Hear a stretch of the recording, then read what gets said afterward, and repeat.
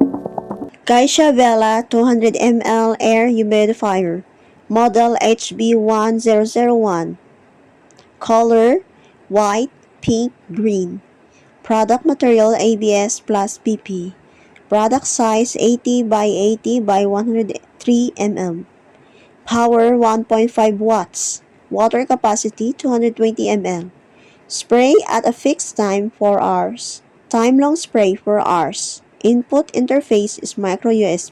Instructions to use: 1. Click to turn on. 2. Click again to close. 3. Long press the breathing light effect for 2 seconds. 4. Long press again to turn off the breathing light effect. 5. Default spray effect for 4 hours. 6. Do not add distilled water or boiling water. 7. Not rechargeable. Benefits of using a humidifier. Humidifiers add moisture to the air, which can benefit people with respiratory symptoms or dry skin. There are several ways to use humidifiers in home or office, but there are also some risks. Dryness and humidity. Dry air can cause moisture to evaporate from the skin and respiratory symptoms to worsen over time. Adding moisture to the air with a humidifier can counteract these problems. Humidifiers can help people who experience dry skin, irritated eyes, dryness in the throat or airways, allergies, frequent coughs, bloody noses, sinus, headaches, cracked lips. 5 humidifiers uses and their benefits.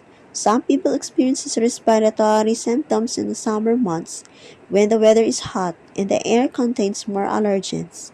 Air conditioners and fans can circulate dry air through the room, and air conditioners remove any moisture from the air. A humidifier may be beneficial during this season. However, people are more likely to benefit from a humidifier in the cold months, when cold air dries out the lungs, nose, and lips. Also, some types of central heating can dry out the air indoors. Benefits of a humidifier may include: 1. Preventing influenza. 2. Making a cough more productive. 3. Reducing snoring. 4. Keeping the skin and hair moist. 5. Benefits for the home. Types of humidifiers. While most humidifiers have the same basic function, to add moisture to the air, many types are available. 1. Steam vaporizers. 2. Ultrasonic humidifiers. 3. Evaporators.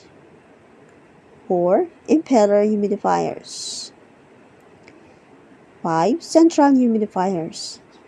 Sizes can vary. Console humidifiers are large enough to add moisture to an entire house or office, while personal humidifiers are portable and easy to carry. The risk is: a humidifier can be a great way to add moisture to the air, but there are some risks to consider. 1 is dirty humidifiers. 2. Too much humidity. 3. Using hard water or tap water. Basic tips. Basic tips for using a humidifier include: keep track of humidity levels. Change the water in the humidifier regularly. Clean the humidifier regularly. Change any filters as instructed. Use only distilled or purified water that does not contain minerals. Exercise caution when using a humidifier around children. Follow the manufacturer's instructions. Color: white, pink, and green. Front: lightning effect LED, power button, spray evaporator. Okay guys, nakita nyo na ang kanyang specs.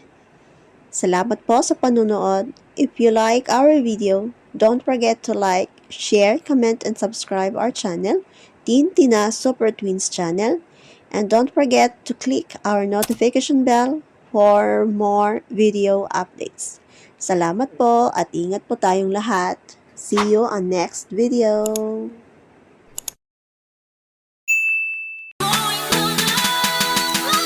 시간 남